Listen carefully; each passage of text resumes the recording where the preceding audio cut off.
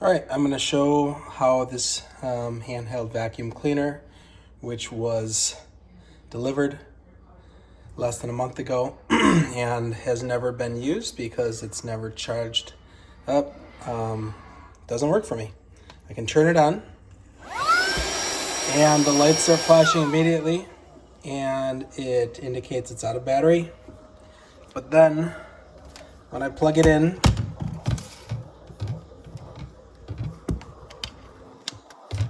that is plugged into the wall. No lights are on, indicating that it is charging, and even if left in 4 hours, the result is the same. It starts up, but the lights flash and it powers down.